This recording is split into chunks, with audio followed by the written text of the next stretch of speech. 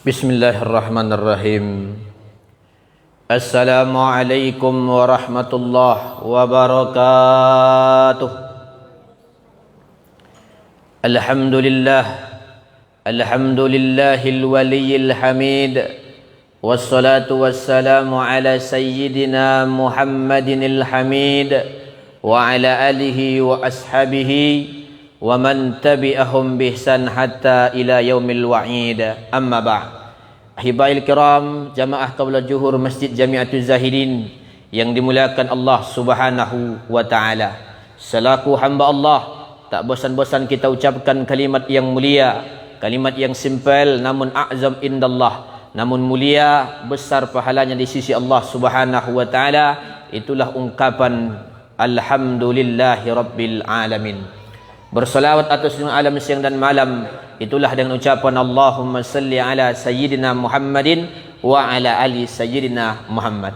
Bapak Ibu yang dimuliakan Allah Subhanahu wa taala, kesempatan ini kita mengkaji satu ayat dalam surah Al-Baqarah ayat yang ke-25.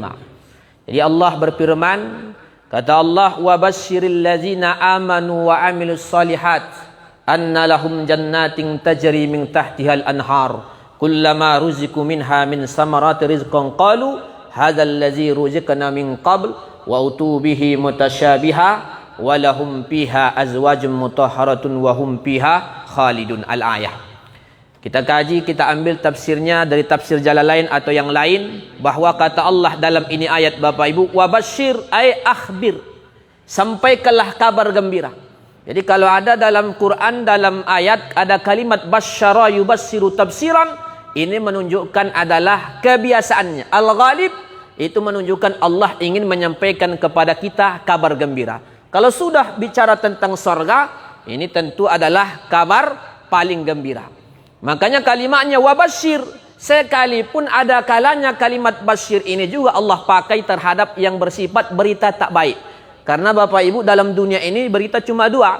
Ada berita baik, ada berita buruk. Nah, tapi kebanyakan ayat berbicara kalau sudah bicara berita baik, Allah pakai dengan kalimat basyir. Walaupun ada ayat nanti wabasyiruhum bi azabin alim, sampaikan kepada mereka kabar ya atau azab yang pedih. Nah, ini kalimat basyir. Makanya Nabi SAW juga sifatnya basyirau wa nadhira, pemberi kabar gembira, tapi ingat, dan dia juga pemberi peringatan tentang neraka. Nah, itu fungsi baginda Nabi SAW. Jadi tafsir wa basyir ya, sampaikan kepada allazina amanu, kepada orang-orang yang beriman. Apa tafsirnya? Kata Imam Suyuti dalam tafsir Jalalain, kata bala yusaddiquna billah, orang yang beriman itu yang benar-benar yakin percaya kepada Allah. Apakah cukup beriman? Ternyata tidak. Banyak orang beriman mesti wa amilus solihat. Nah, jadi Bapak Ibu mesti beriman ya, tapi tak cukup amantu billah, saya beriman kepada Allah, tanpa diiringi dengan amal saleh. Amanu yusaddiquna billah. Karena ada juga sebagian kafir Quraisy itu Bapak Ibu ditanya, siapa yang menciptakan kamu? Siapa yang menciptakan bumi? Dia tetap mengatakan Allah. Tapi di samping itu dia menyembah Lata, ya, Lata, Uzza, Manan, Zibti, Togut, Hubal. Dia sembah ya Tuhan-Tuhan yang sampai dikumpulkan ketika Fathul Makkah kurang lebih 360 Tuhan. Nah, itu Bapak Ibu, ya. Tapi amanu di sini kita beriman kepada Allah disertai dengan amal saleh. Amal saleh juga ini Bapak Ibu, amal saleh ini juga punya rukun. Ini disebutkan oleh ulama besar bernama Al-Imam Sa'ad. Kata Imam Sa'ad, baru disebut amal itu amal soleh ketika lahu arba'atu asya'a, ketika terdiri amal itu terhadap 4 perkara. Pertama, al-ilmu.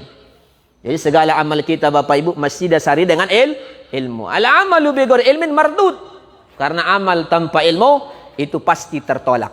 Jadi semua pentingnya, makanya kita setiap hari menuntut ilmu, menggali ilmu. Jadi amal soleh mesti diawali dengan ilmunya. Makanya Al-Imam Ibn Ruslan dalam kitabnya ya Matan Zubat, wa kullu man bighairi ilmin yu'malu a'maluhum mardudatul la tuqbal. Orang kalau beramal tanpa ilmu, amalnya mardud, tertolak, lam tuqbal, tidak sah.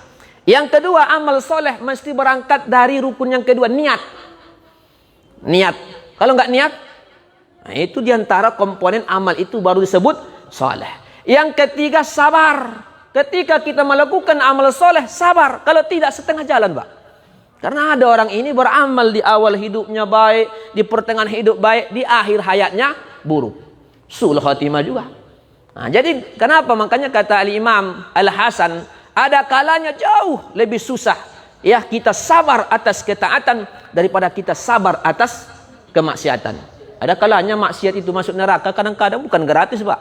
Bayar kita, Pak. Mau zina bayar, ke diskotik ya, PSK dan lain-lain mau bayar, Pak. Minum khamar juga bayar. Kalau kita ke sorga, ke masjid, enggak ada bayar. Sukarela kita impah, Pak. Ya, walaupun setiap hari mungkin ya, sukarela kita, enggak ada dipaksa. Oh, Bapak mesti 100 juta, enggak ada. Ya. Jadi sebenarnya lebih gampang walaupun maknanya salak. Nah, ini Bapak Ibu yang dimuliakan Allah Subhanahu wa ta'ala. Ilmu sudah, niat sudah, sabar sudah. Mesti ditutup rukun yang kelima, yang keempat kata Imam Sa'ad, ikhlas. Beramal saleh walaupun amalnya baik, mesti ikhlas, mukhlisin. Memang karena Allah Subhanahu wa ta'ala, terlepas dari dia sum'ah dan lain sebagainya. Makanya apa janji Allah? Anna lahum jannat. Anna lahum, bagi orang yang beriman beramal soleh ini, anna lahum jannatin, jamak dari jannah. Kalimat jannah ini kurang lebih dalam Quran 221 kali.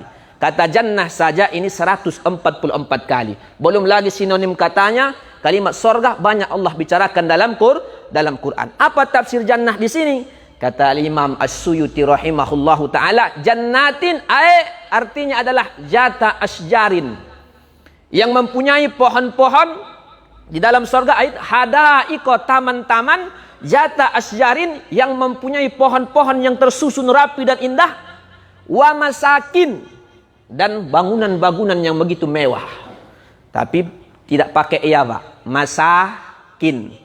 Kalau masakin itu orang miskin. Nah, itu bedanya Bapak Ibu bahasa Arab nih.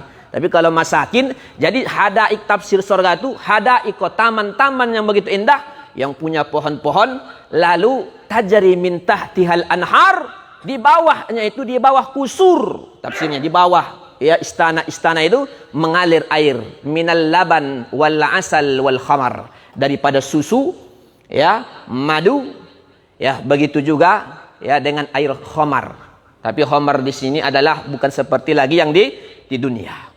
Wah, ini hanya ayat ini menggambarkan balasan kepada orang beriman dan beramal soleh, gambaran sedikit daripada gambaran sorga. Kalau hakikat kenikmatan sorga, jelas dalam hadis, mala ainun ra'at, tak pernah terlintas oleh mata, wala uzun sami'at, tak pernah terlintas oleh telinga, wala hatara fi qalbil basar, tak pernah terlintas di hati kita. Ini kenikmatan hakikat sorga. Tapi sebahagian gambarnya Allah gambarkan begitu indah, yaitu sorga. Hanya diberikan kepada orang-orang yang beriman dan beramal soleh. Anna lahum jannatin tajri min tahtil anhar kullama ruziku, tatkala mereka diberi rezeki, kullama ruziku min samarati rizqan qalu hadzal ladzi ruziqna min qabl. Ini memang rezeki yang diberikan kepada kami ini, buah-buahan dan lain sebagainya. At'imu ya min at'amil jannah, yang mereka makan daripada makanan surga, sama bentuknya, Pak.